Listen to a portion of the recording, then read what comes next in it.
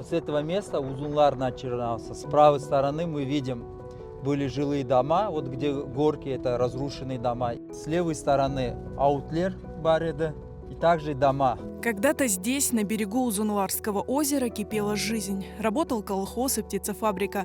Местные жители выращивали пшеницу и занимались животноводством. Сейчас о некогда процветающем селе Узунлар в этой степи напоминают лишь разбросанные в траве осколки черепицы и камни. Этот камень был найден в селе Узунлар, в моем родовом селении.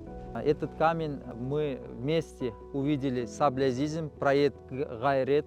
Этот камень, здесь такое еще железное была, его мололи пшеницу. Для пшеницы она была предназначена.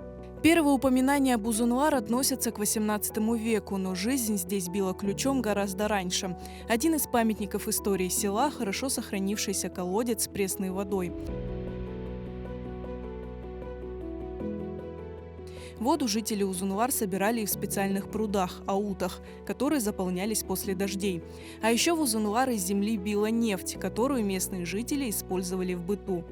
Жермай Узунлардан Козауылға кеткен yolda да бір чұқырда бар екен.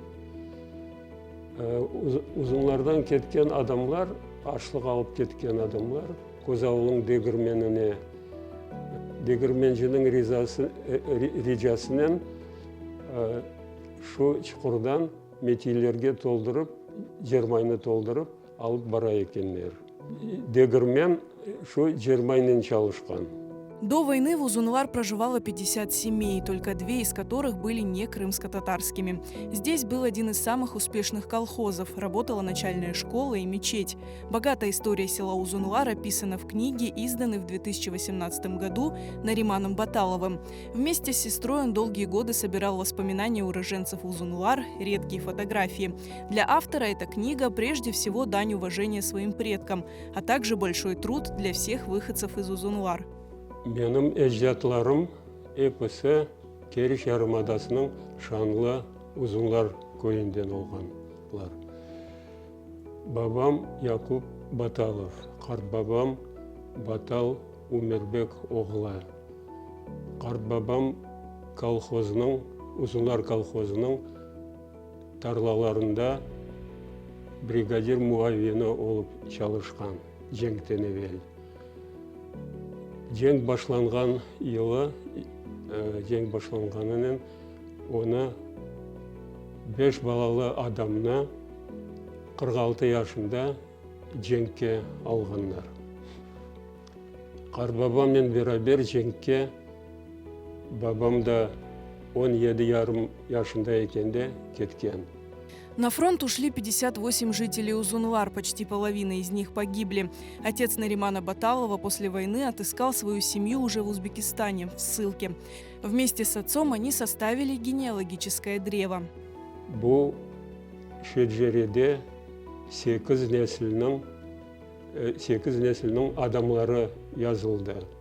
Şimdiki vakitte endi 9 ve 10 nesillerinin balaları doğdular. Sülale başı Bolat Akay деген adam olgan. Bizler Batalovlar Bolat Akay'ın Şerif oğlu, Şerif dedemizin pıtağındamız. Имена довоенных жителей Узунлар можно увидеть и на этой карте села, составленной его уроженцем, покойным Хаджибадином Сидшаевым. Здесь отмечены все достопримечательности Узунлар – дома и ферма, ауты и колодцы, мечеть и школа. При выходе села на пристань был прадедодом Аджибекирова. Здесь вот мы аут видим, он сохранился. Кладбище, часть кладбища размыта. Дедушка родился не в самом Узунларе, он родился в Саремени. Их раскулачили, они были вынуждены уехать в Саремень. Вот, ну, прадед и весь род наш тысячелетиями связан с этим селом. В 1944 году жители Узунлар были выселены в Узбекистан. Родное село они больше никогда не видели. Сначала Узунлар было переименовано в Просторное, а затем и вовсе стерто с лица земли. Но село Узунлар не было забыто. После возвращения крымских татар на родину здесь проводились встречи односельчан, которые тоскуют по родному селу и помнят его славную историю.